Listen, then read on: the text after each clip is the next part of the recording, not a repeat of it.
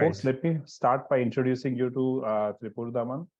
Tripurdaman Singh is the British Academy Postdoctoral Fellow at the Institute of Commonwealth Studies in University of London.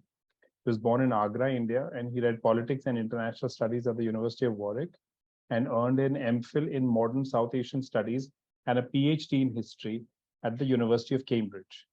He's a fellow of the Royal Historical Society, a fellow of the Royal Asiatic Society, and the author of many books. I'll read out a couple of names: Imperial Sovereignty and Local Politics, that was 2019. Then 16 Stormy Days, which was 2020. And the most recent, which is doing the rounds right now, is Nehru, the Debates that Defined India, that he's written in partnership with a co-author, and that's Adil Hussain. I've spent some time reading this book a little bit, and it's fascinating. It's absolutely brilliant to read it. So thank you so much for making the time and for joining us, Tripurdaman. The pleasure is all mine. Thank you so much for inviting me. So should I be calling you Dr. Singh? Is Tripurdaman okay? No, Tripurdaman's fine. Tripurdaman's fine. All right, great.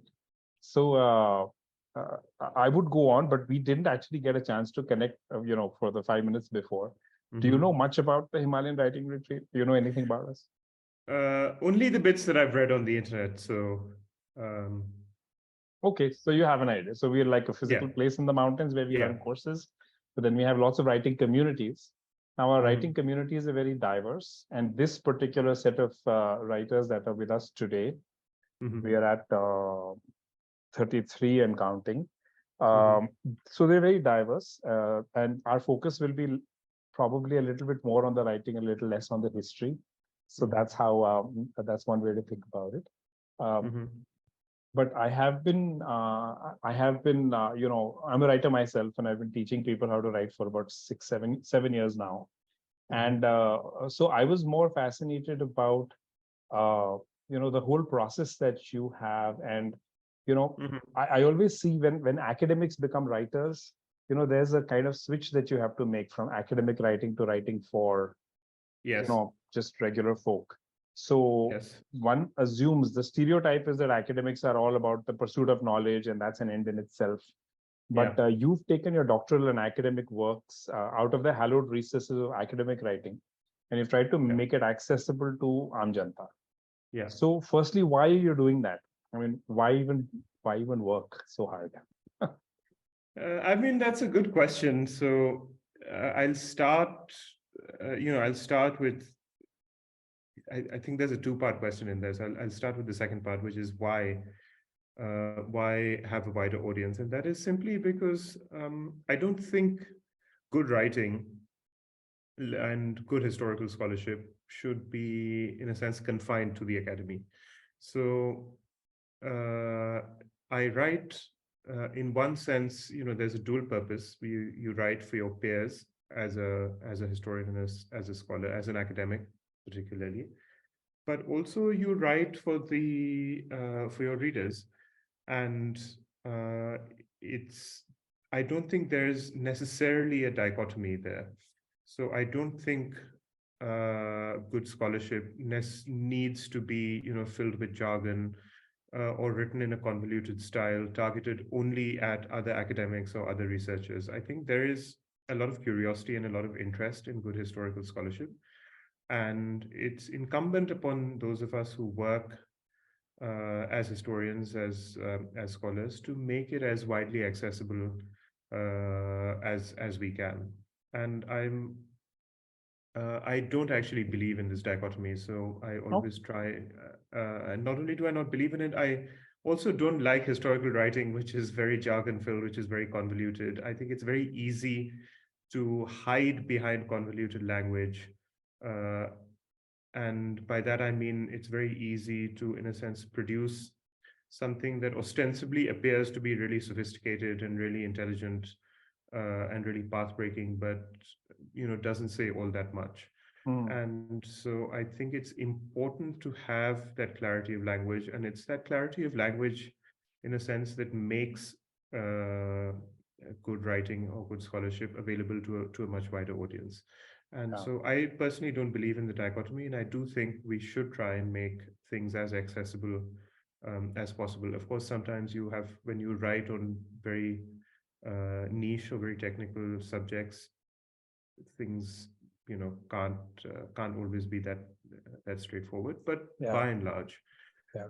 the other bit is, well, um, uh, I also enjoy writing. So unlike a lot of academics who shy away from writing, I actually enjoy it. I like the process of writing itself, and I think it's pleasurable in and of itself, and that's also one of the reasons why I choose to write and why I choose to write the way I do. The For me, the book is my preferred medium. I do like to work for long spans of time and then produce a substantial piece of writing at the end, rather than um, if anyone ever checks out, I've written only one academic journal article in my life, and it's because I don't like the form. I've struggled over the last 2 months to write another one, because sometimes it's what is expected.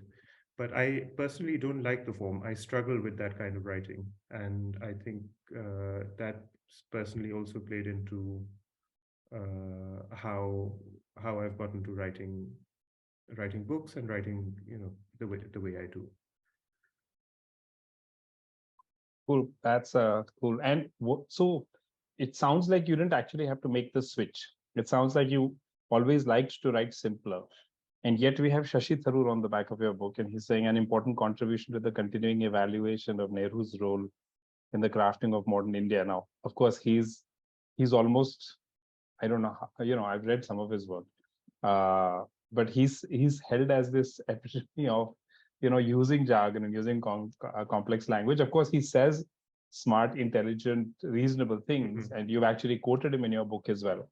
But it's nice to read literature. I mean, the only two words I had to look up, I can tell you, in this book were words which were relevant from the time because they were quotes.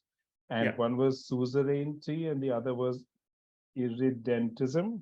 Those were new words for me. But and those were words which had to be used because they're about the willingness of one country to govern another, or irredentism is a country being able to go back to its own boundaries. I'm just sharing this for the group. And this was used in the letters that Patel wrote to Nehru, or Nehru was talking about it in his, debates.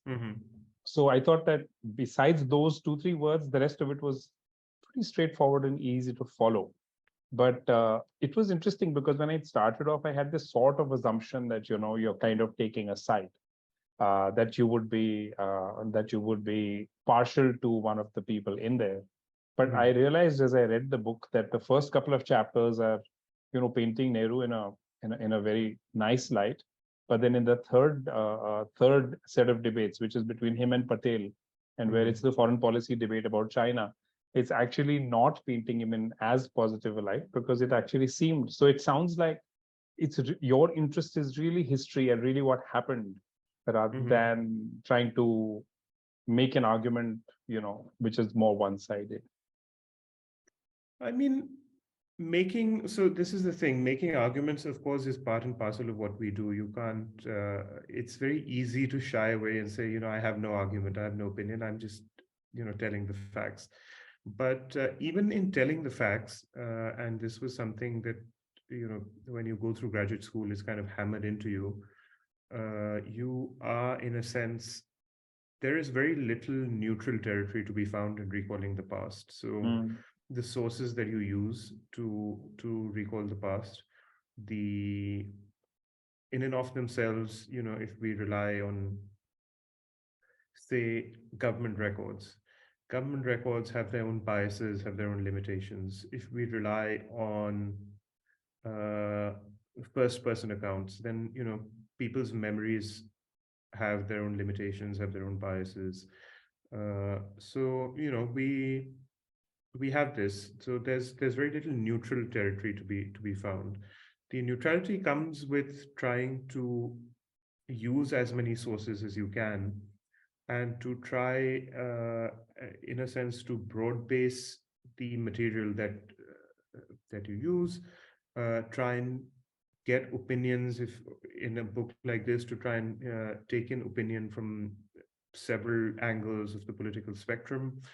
And so we can only try. I don't think anyone really can completely succeed in being neutral. But in this case, the idea very much was to look, uh, uh, of course, we don't take sides, but we also don't shy away from critiquing the figures themselves. And Nehru appears positive because in a sense, we bring to light a more positive sensibility. Yeah. So in those debates, he's arguing essentially against the creeping influence of religion in public life and in politics. And instinctively, it's something a lot of us buy into. So it, in a sense, confirms our own opinions. And then with Patel, what happens is, um, of course, part of it to do with hindsight, but even otherwise, you can see that there's that Nehru is being blindsided by, by his own opinions, his own ideologies. Very much. And so that the reason that we use this format of looking at debates and not just a single person is because it allowed, I guess, a more well-rounded character to emerge. And again, going back to my point, the idea is to use, a constellation of figures, because if we simply pick up Nehru's letters, Nehru's archives, you will never get a picture that's, as wide as it should be. Yeah, I agree. In fact, I do have lots and lots of questions, but I don't want to discuss so much specifically about the book because the other folks may not have read the book. But one of the things that I think about a lot, sometimes when I read nonfiction, and especially when it's intellectual nonfiction. Okay, so that's just a broadly term. I'm using that very broadly, but you get the idea. It's going into nuance. It's going into minor detail. It's going into a history of what really happened, as opposed to public perception, which is floating around on WhatsApp. And I have this sense that because of the social media milieu that we're living in, people don't have the time for nuance. People don't have the eye for detail anymore. And the few people who will read books, I don't know, 4, 5, 10, 15,000 people who read books will hobnob in their drawing rooms over like a glass of white wine, or they will meet each other in lit fests and discuss this stuff. But the people will vote for who they will vote for. So how do we deal with that? I mean, yes, I mean, there are limitations in India. If you're one of the prime ones that I found is, of course, language. So writing in English brings its own limitations. The number of people who read in English in India is quite small. So if you even think of what makes for a national bestseller in India, you sell, I don't know, I think it's something like 10,000 copies or something. That's conventional wisdom, Yeah, so in India, even the reading public is such a small number, and unless the reading public that will read something, that's in a sense, as you say, intellectual. The other, of course, is the Pareto effect, which is that because so much of how books spread is word of mouth, if something does well, it does incredibly well. And if something doesn't do well, then it just doesn't do well. So recently there was the big antitrust trial in the US when Penguin was trying to acquire Simon & Schuster. Simon & Schuster, and they were forced to disclose all these figures in court. And it turned out that 50% in the US market, which is the largest English-speaking book market in the world, a full 50% of books sold less than Penguin titles, sold less than a dozen copies.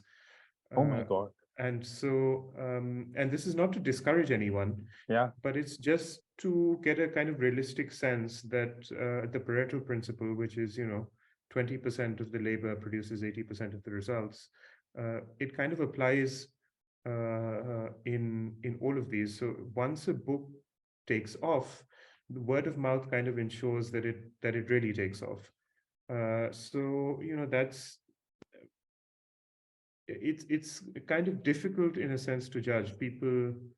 Yeah, maybe there are only 15,000 people reading them Right. in their drawing rooms, but there is the chance that 15,000 people might talk about it so much that you might have 100,000 people reading it. Yeah.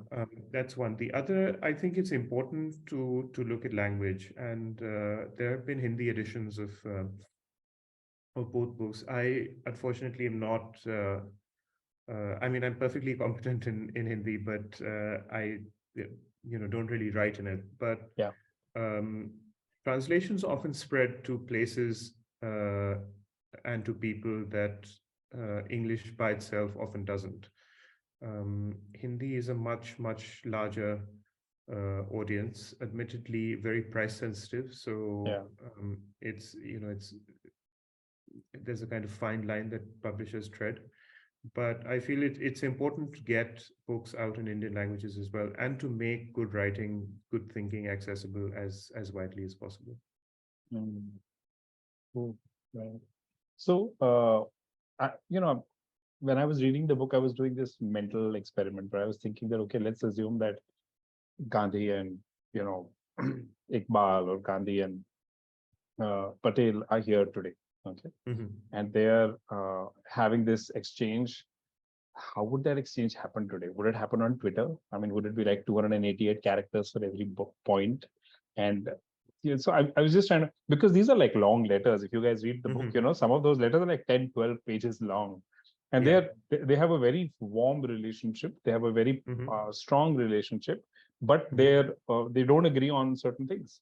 So it's a very respectful, but it's a very kind but firm sort of language, saying, boss, I Yeah. love you and all that, but this is what it has to be. This is what Yeah. my views are. Mhm. But it takes 10, 12 pages to get across that level of love and comfort and nuance. Mhm. How would so how does that kind of conversation, so firstly, does that kind of conversation happen anymore, or is it just Twitter and is it just this glib stuff that we're seeing on in the public display? I think there's a lot of glib stuff. Hmm. I don't think that level of conversation happens anymore, Hmm. and partly it's also due to time. I mean, the Nehru-Iqbal debate, for example, happens when Nehru is in jail. He's writing from Almora jail. Yeah. So there is, in a sense, people, especially figures like this, because they're not burdened with power at that point. They're not really burdened with government. They have the capacity and the time to put, real thought into their writing. Yeah. And so, of course, that's primary. The other is that there is a sense of a larger purpose, a larger national purpose that all of these people have, which I feel is now lacking. And because it's lacking, there's no real urge to engage in a kind of conversation with that level of depth and also that level of decency. Yeah. Um, and I think that primary, those are the two primary drivers. Yeah, because I was looking at the letters and I was thinking about even today's ministers or people in equivalent positions today. Mhm. Uh, I don't see people sitting down, and I think there's something beautiful about those letters also, because there is so much thought that's gone into it. There is a lot of respect for each other, and because you've sat down and written it and you've edited it probably a few times, Mhm. it's very articulate and clear and precise, right? Yeah. It's not a ramble. It doesn't have just off the cuff statements. Mhm. Every word in there has intention, Yeah. and so yeah, I would imagine if the government is putting out like a formal statement, they would do that kind of thinking. But I don't know if personal conversations like this allow for that stuff. Yeah, that's quite unfortunate. Uh, yeah, And I mean, it's unfortunate for future historians and scholars as well, right? Because you have so much rich material to work with yeah, for with these people 50 years down the line. What exactly are the sources that you will have to reconstruct history? I don't know. scary actually. Because Yeah. also, even if you have good stuff, it will be buried under so many trillion terabytes of Yeah, data that it will sure. be Yeah. possible to find. How will you track, WhatsApp conversations and Yeah, tweets? yeah, It's a it's good crazy. question. So, but tell us about the research process, because one of the things that I loved about the books is you didn't just take the debates and dump them. You actually gave a lot of background and context, and I think that was critical to understand who Iqbal was and where he came from, and that that he actually had also studied at in the UK, and then he tried to get his PhD from Heidelberg and all of that. And he really valued his knighthood. That was, I thought, very Yeah. interesting. So he would Yeah. always insist on being called Sir Iqbal. Yeah. So that whole background and context, or even the context of the partition and the violence, and that it being the setting for the other debates.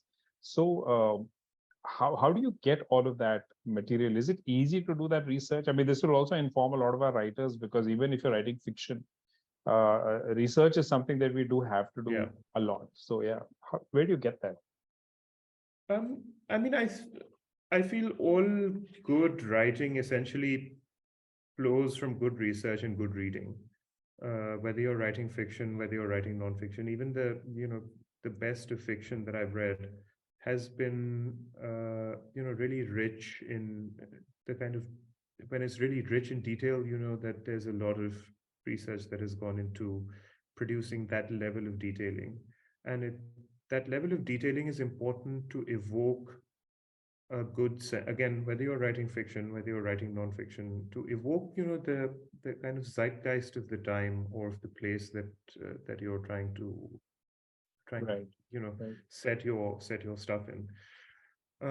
For me personally, I do it as part of my work. I'm very lucky that I am paid essentially to read a lot, and that I've had access to to some of the world's best libraries, and so even the primary research, right? Even the stuff that we do, which is go to the archives, dig through documents, find. Even that is only possible if you read widely, because that's how you really get to grips with the kind of secondary stuff about who's important, what's going on, what are the major kind of historiographical issues that people have written about. And so there's no real substitute to reading widely. And so you start with a more generalist approach, and then when you find what it is that you're going to write about or what you're focused on, you kind of keep narrowing it down, keep narrowing it down, keep narrowing it down.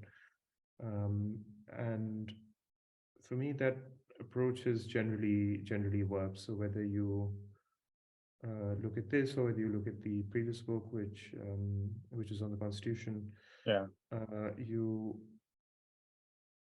there is the I in the Constitution book, for example, I use many more sources than I've used in this one. So official correspondence, newspaper reports, letters, of course,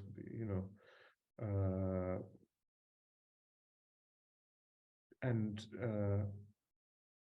so, but even that flows from a kind of robust knowledge of the period that you're writing about. So, and for that you would go back. So the first book I read when I started working on the Constitution was it's a classic text, which is written by an American scholar, Granville Austin, and it's called. Actually, I've forgotten the name, but it's a hugely important book. So you start with like the base, broad, generalist text, and then you work your way through it. You'll find 20 different citations and threads which you can follow into different kind of bits and pieces of what you're researching. And those threads in turn can often lead you to very different, very interesting places.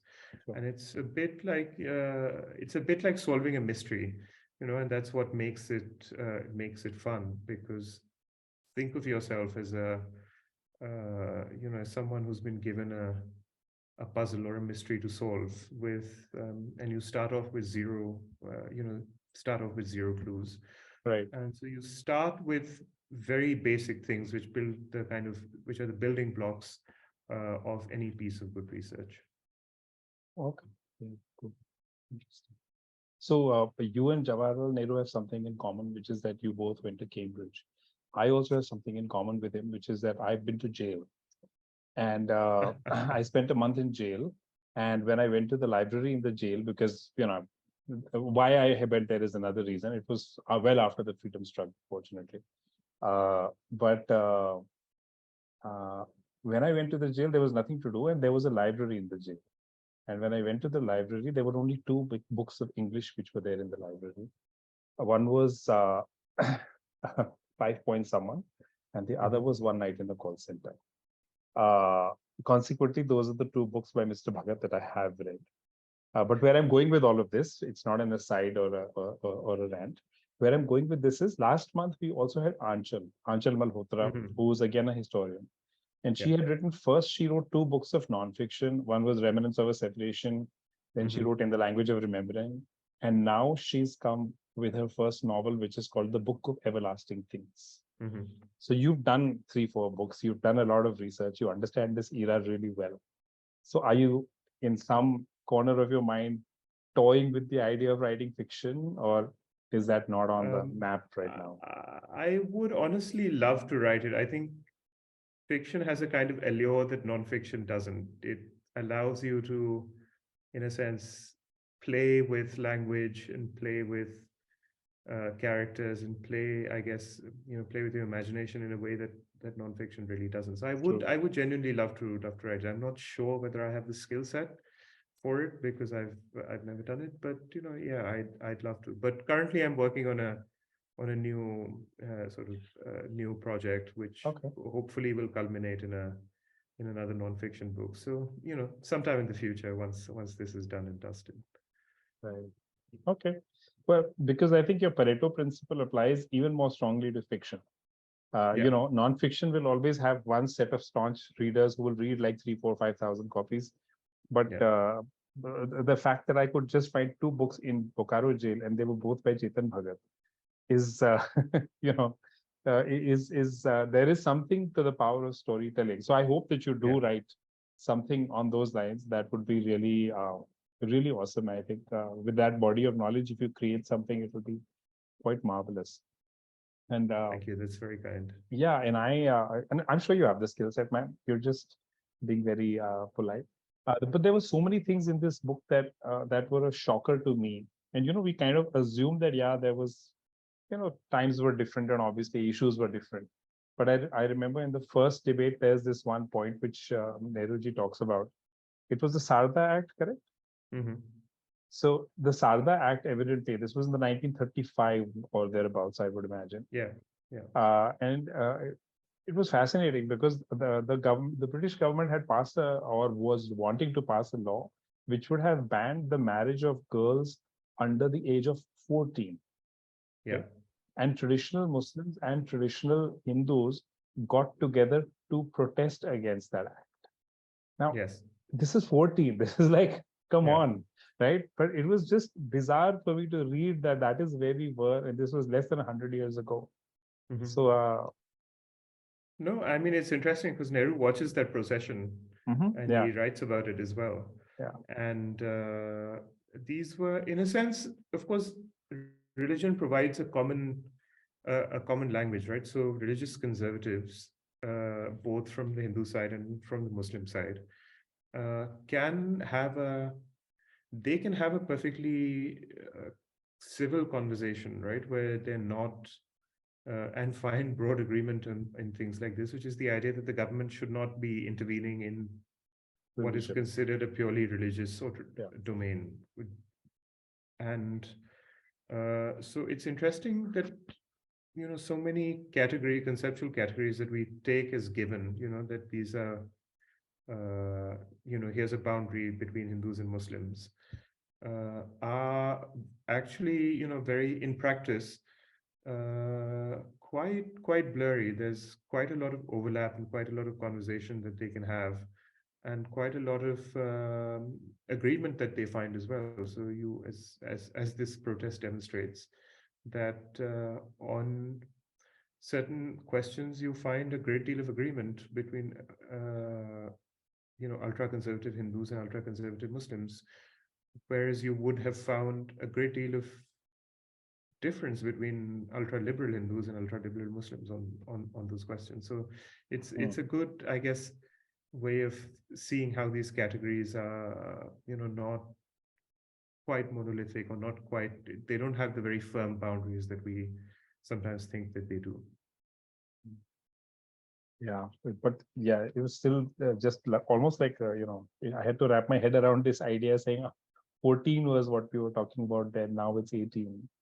And that's a huge, huge difference. Yeah. I mean, it's a huge thing. You look at the first election that was ever held in India, 1919, when the Government of India Act, the 1919 Government of India Act was passed. Under it, the first election, there were just about 1 million voters, with all of the qualifications that they had. You had to pay tax, you had to own property, blah blah blah. Oh. So the people eligible to vote were just under 1 million. It was not even 10 lakh people voted in the first election, and here we are. Yeah, now we have a massive operation. The first question, which you've sort of already answered, I'm opening the questions to all the participants so we can ask Tripurdaman whatever we would like. Let us know what is your opinion basically on history is getting rewritten in these times in India now, which is we didn't talk about that specifically. So do you have a point of view on that? Sure. Yeah. I mean, history isn't really constantly rewritten. We're constantly writing and rewriting the past. And I don't think there's anything wrong per se in history being rewritten. In fact, that's part and parcel of what we do. If we take what is already written as gospel and as complete and as finished, there'd be nothing left for most of us to write about. So rewriting per se is fine.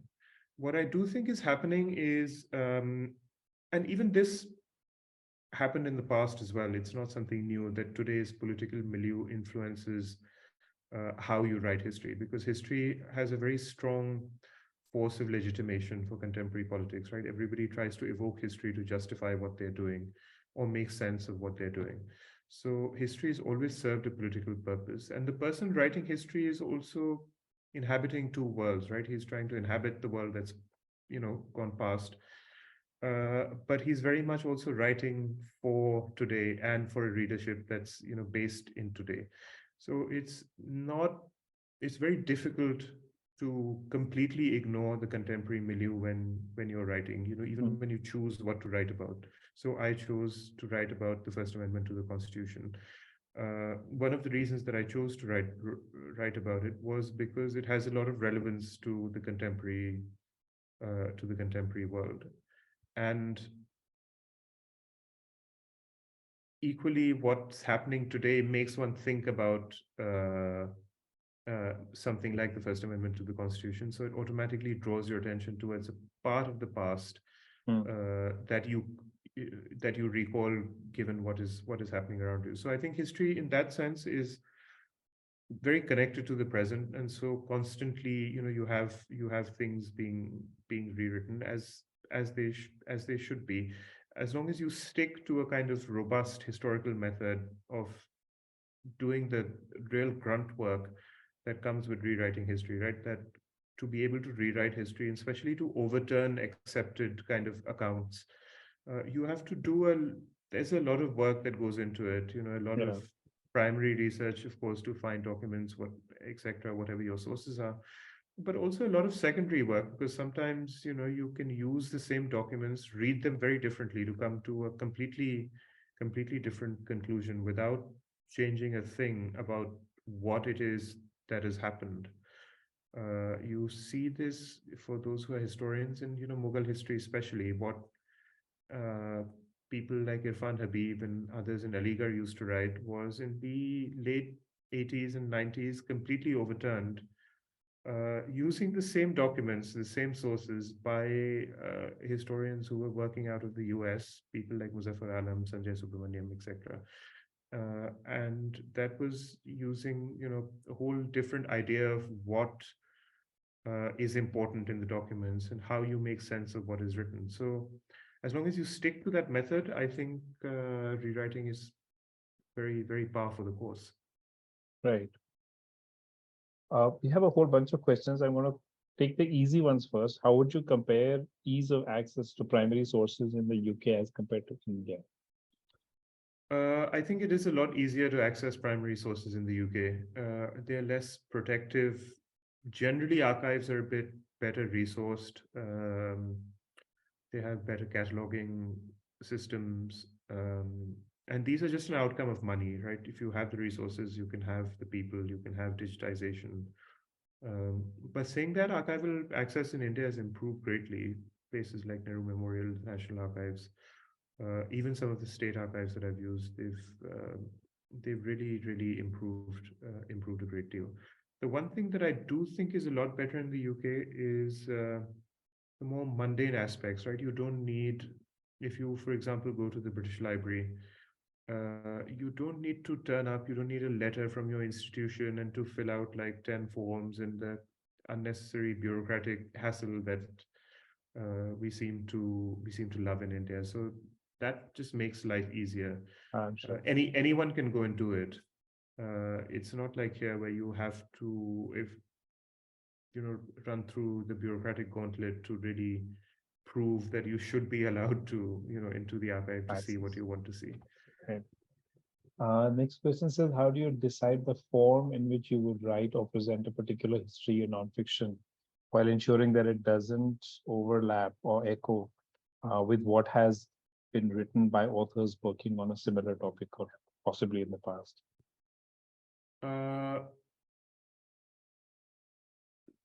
Yeah, I mean,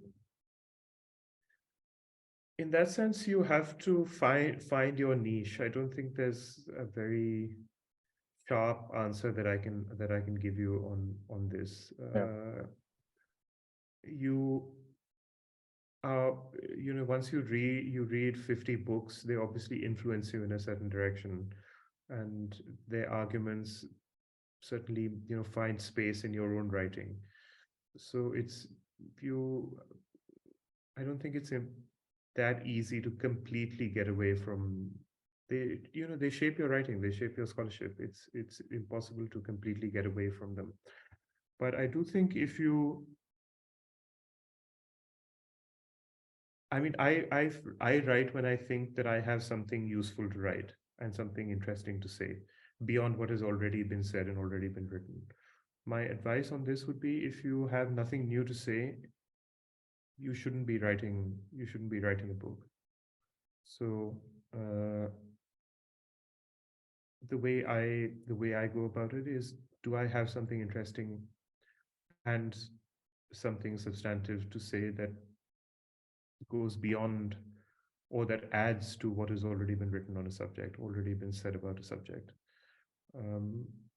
If I don't, I would go back to the drawing board and not write about that particular thing. Okay. The next question is sort of you've already answered, because there is a question is, what is the true correct history? And like you're saying, there is no such thing.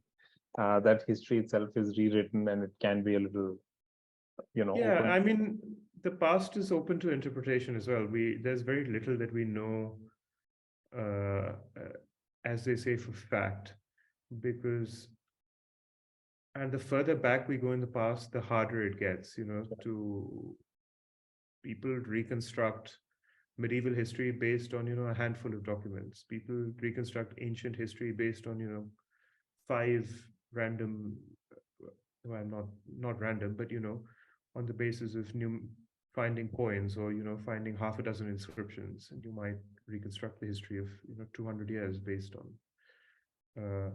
on something like that. So it's very difficult to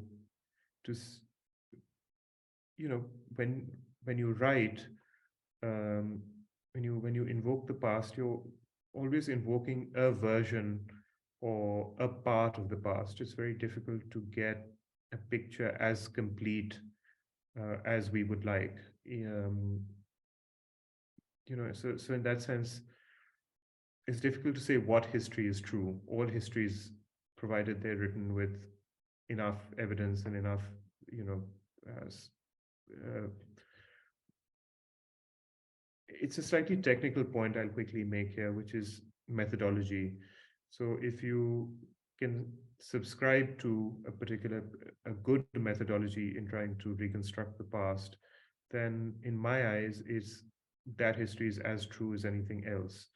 There's You can, as I just mentioned about Mughal history, there are people who've come to completely radically different ideas about how, what Mughal rule was like or what the Mughal state was like, using the same documents, the same chronicles, the same records from the Mughal period. So it's perfectly possible, using a different methodology, using a different theoretical kind of structure in which you frame your arguments, to come to completely different conclusions. So in that sense, all history is true. But I don't think the second part of the question, how do you make it foolproof? I don't think you can make it foolproof. Everything's open to criticism, and everything is only a very partial enunciation of the truth. It's never a complete, no one can claim to mm, have the complete truth and to have said the absolute last word on a subject. So there's no way to make it foolproof. Yeah. But you can make your arguments, if you try and make them as tight as possible. So, if you write something, that it's vulnerable to being criticized on the grounds that, say, you have not used all of the sources that were available. So you've relied only on, say, the letters. Let's take an example of Nehru and Patel. And you say, or let's take an example of Nehru and Mukherjee, right? They have a debate in parliament. The whole record of the debate is maintained. Let's say you write about it only using the parliamentary record, right? So in that case, you're opening yourself up to a criticism, saying that the sources that you've used are very slim, right? You've only used one type of source, which is the parliamentary record. If you were to use only newspaper reports of that debate, then you would open yourself also to a similar charge. If you were to use only secondary material, right? If you were to only use my writing on that debate, then of course you would open yourself to the charge that there is little primary work that's gone on. So Right. The way you can protect yourself against that is to try and tick the boxes that are needed. So say, do I have the evidence to say what I want, what I'm trying to say? So the evidence that I've gathered, is it as comprehensive as possible? Say, have I used as many types of sources as I could have to tell the story, or have I relied purely on something? So if you try and tick as many of the methodological boxes as you can, and then the other thing you do is to try not to stray too far from the evidence. So if you stick close to the evidence, you will ultimately draw conclusions that are based in the evidence. Right. And it's also important to approach it with an open mind, right? So if you already have a kind of, if you already, in a sense, come to the historical material with a predetermined conclusion in mind as to what you want to find or what you want to try and argue, that'll really mess up how you do the research. So it's important to come with an open mind and to try and broad base your research as much as possible. Interesting. So you're saying you should come at it trying to find the facts rather than to establish a particular point of view. Okay. There's some interesting writing questions here. So Renu's question is, should one aim for literary nonfiction or just write clearly, logically? I think you already sort of answered that. I don't know if you want to add anything to that. No, I think even literary nonfiction stems from clarity, right? It's very difficult to, I've always thought it's very difficult to write well about a subject that you don't know enough about. So if if you know your subject well, then that should be reflected in the language, no matter how what the language you use are. So I'm not the one to stray away, as some of the criticisms of what my previous book on the Constitution was that the language was, maybe a bit difficult, but it was but I feel like that was not difficult because it's in any way technical or jargon filled. It's because sometimes, in a sense, literary sensibilities intrude into the writing of what might be purely evidence-based or fact-based stuff. And so I don't. My own preference is that things should be able, what you write should be able to convey as best as possible the picture that you're building in your mind. And when you build that picture, you keep a sense of who your readership is, because the one thing that you don't want to do is you don't want to make the reader work to make sense of what you're writing. So Yeah. when I sometimes read academic papers, I have to, really work hard. It takes a lot of concentration and effort to decipher what exactly is coming out of it. But that's fine. That's my job. That's work. If in the evening, I pick up a book to read out of interest, a biography, say you've written of someone, or a travelogue that you've written, of something, I don't want to have to work hard on each page to to decipher what exactly that you're trying to tell me. So for me, the the first principle has always been try to make things as easy as possible for your reader. And that doesn't mean, use uh, take like the lowest common denominator and use language that Yeah. doesn't evoke, because it's important that you evoke, try and evoke the image that you have in your mind as well as possible. So sometimes you might find you have to use a word like irredentism, right, which fell out of fashion a long time ago. But if it evokes the image that you have in your mind, go ahead and use it. But by and large, try to make things as easy for your reader as possible, because generally, people who are reading for pleasure, they don't really want, to have to spend half their time really trying to decipher what you're trying to say. They don't want to have to work. So if you're writing, you should be doing all the work, and not making your reader do the work. Cool. We're running over time a little bit, but I'll take one last question and then we'll move to the tracker folks. What we were saying here was, yeah, just curious to know what is your process of writing? Do you ever research and write together? Or do you research a certain number of days in a week and then write on other days? No, I actually research at one level, yes, but mainly until I've got about what I feel is 70 to 80% of my research done, I don't actually write very much at all. Because when you write nonfiction, I write uh, in a very methodical manner. So I start with the introduction and I work through chapter by chapter. I don't, as some people, including some friends of mine, write in a very different way. They'll start in the middle, they'll write chapter by chapter, they'll write the introduction, the last. Uh, but for me, that really doesn't work. I like to be, go about it step by step. So I avoid mixing the research and the writing as much as I can. So I won't start writing until I feel like 70-80% of the research is done. So I haven't written anything since 2021 when the Nehru book came out.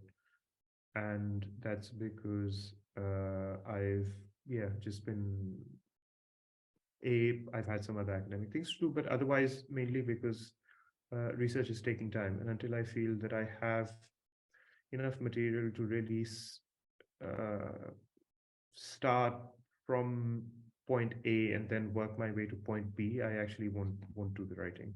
But that's very much a personal preference. All right, great. Well, thank you so much. This has been awesome. I want to I'm happy to now. take a few more questions if I'm not rushed for Yeah, time. what I'm going So to do, what I'm going to do is there are some very interesting questions here, but there's more than a few, and usually we try and end on time. Yesterday we went on for about half an hour over, so I don't want to repeat that because people plan by 6 o'clock. It's 5 to 6. The session's scheduled for 5 to 6. What I'd request you to do, Tripurdaman, is if I email the remaining questions to you, would it be convenient for you to just email us the responses? I've asked the same the of thing is, last. I'm sure. I mean, emailing the responses will take time because I have a really busy couple of weeks. When you talk, it's quick to kind of get through them, whereas when you sit Okay. and write, it's a very So time-consuming process. we'll take a quick Um, vote, and then we can probably not talk about the tracker. We can talk about we can spend another 10 minutes talking with Tripurdaman. So we already did look at the tracker, and I just want to make one comment because I made a mistake. We're at 181,000 words, guys, and it's been 1 week. So I was mistaken because I was thinking that we started on the 1st, but we actually started on the 7th. So it's just been 1 week and almost 2 lakh words. So I think that is awesome. So keep rolling and keep moving forward on that. That's very, very good. Now let me come back to the questions. We'll spend another 10 minutes and use this time well. Um, so the other question which I wanted to look at was this very uh, interesting question. Is there a way, in your opinion, to understand how much of the history that we have learned has been informed by misogyny? Because I believe that a lot of strong female characters in history have been buried or overshadowed by other male characters. And any advice on writing a book about any such character whose roles have been overlooked in history? sure. I mean, I'd agree. There are plenty of women who've been overshadowed in history because of, um, as I said, when you're writing, the kind of times that you're living in, the position that you yourself occupy, your own opinions, everything plays a part in how you write, the subject you select to write, and so on and so forth. So, um, yeah, I'd say quite a lot. And just because the other important thing to remember is just because we privilege, the written word. So we go back to documentation and we go back and we read newspaper reports and we read, court from, especially when you go back, 500 years, you read court chronicles, you read um, a bit of correspondence, etc. That is not necessarily the complete picture of what is happening, right? So you could have a woman exercising, for example,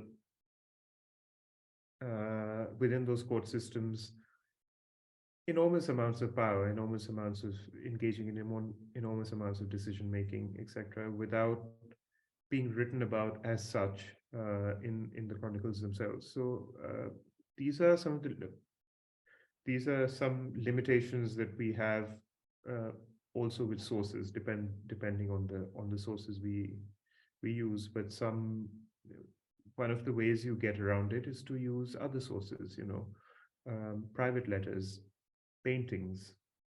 Um, I I'm probably not the best person to ask about this because it's not something that I necessarily write about. But recently, for example, the art historian Katie Hessel wrote a book called The Story of Art Without Men. And the premise of the book is that actually there were plenty of female artists through time, starting from way back, including in the Renaissance, and it's just that there is a whole different story of Western art that can be told from the Renaissance downwards by focusing on the women who've otherwise been kept aside and written away from it. So it's perfectly possible to do, and it's very interesting works.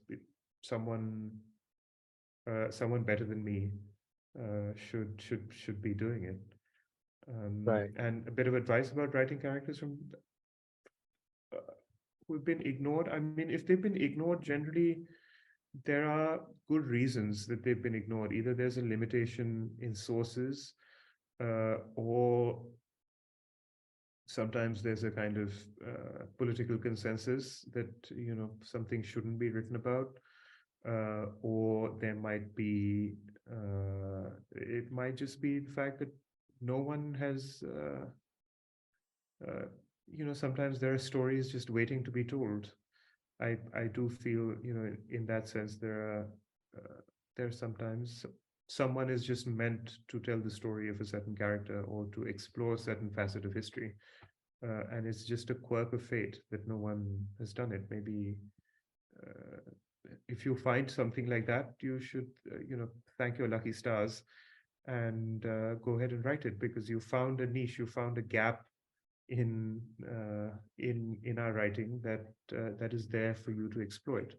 But it's also important to remember that if there are things that haven't been written about, or in which there isn't good scholarship available, there is the chance that might be because there are pre-existing limitations in the material itself. So it's perhaps language, it could be availability of sources, it could be anything.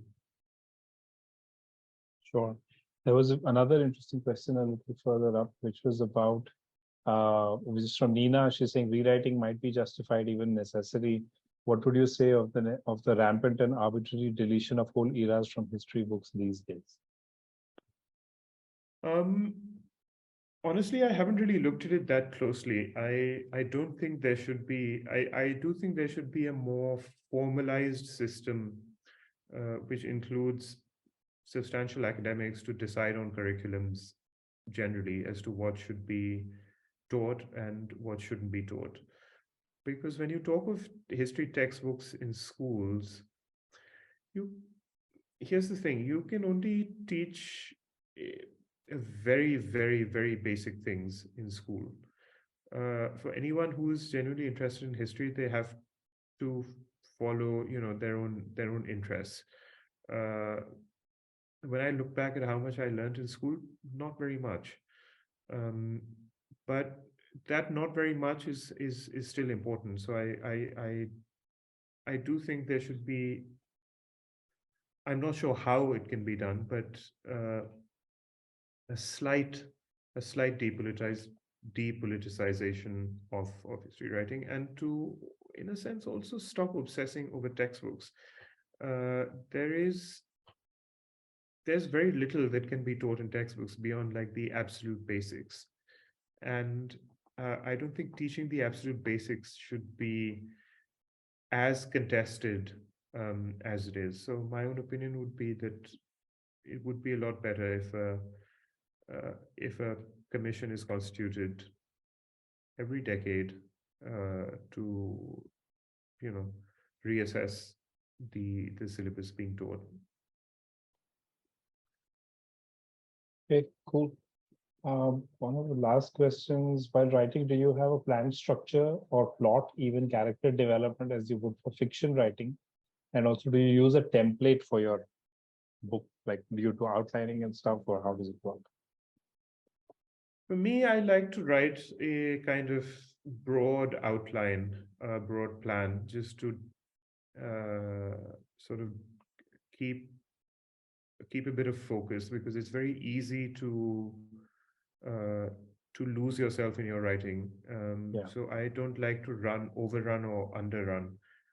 Some people will write 200,000 words and then try and cut it down, then try and get rid of 70,000 or 80,000. Sorry, if I may jump in, there's a corollary question which you're sort of answering now, so I just thought I'll share that question as well. Is there any way that you decide how much space in terms of pages or words is enough and justified for a particular part? And now is the time to move to the next part? Sorry, I didn't mean to interrupt, but I just thought you were sort of answering that. No, true. I think I've always thought that try to say everything you want in the I feel like minimalism is the way to go in these regards. So you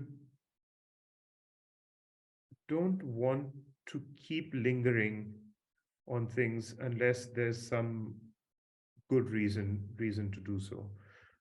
So you don't want, again, I go back to my point, you want to make your reader do as little work as possible. And that can only be done if you do as much of the work as you can. And to make them linger, I guess, to use 10,000 words where, 5,000 would suffice to say what you want to in very clear terms, is, I feel, making them do extra work.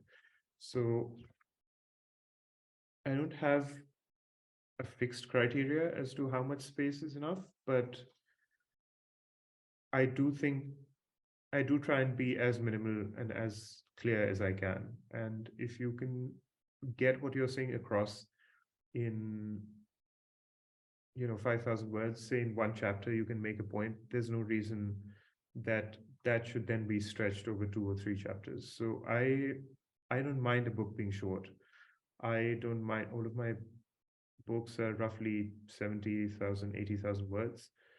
And I think that's perfectly fine. To hold someone's attention over 200,000 words is hard. It requires them to put the book down and keep coming back to it over and over again, right? At that point, you're making them commit time and effort to reading your book.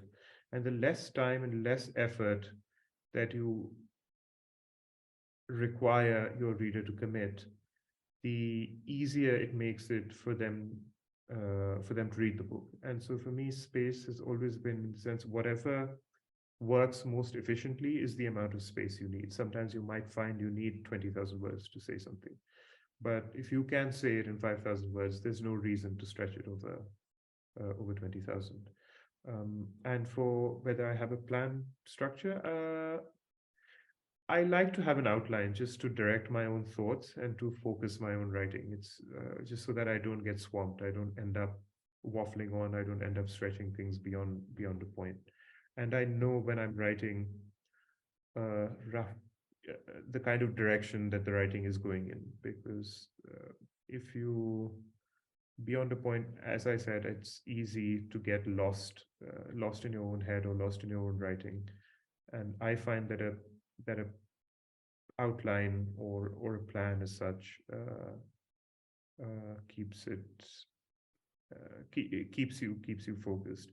Character development, I'm probably not the best person to answer for, because you are, one of the great things about nonfiction is that you're given an already formed character. You don't have to invent them, and because you don't have to invent them, at most what you can do is reveal them in steps rather than reveal everything at once. And that is, again, that's a personal preference. Great. This has been fabulous. Thank you so much again, Tripurdaman, for making the time to chat with us.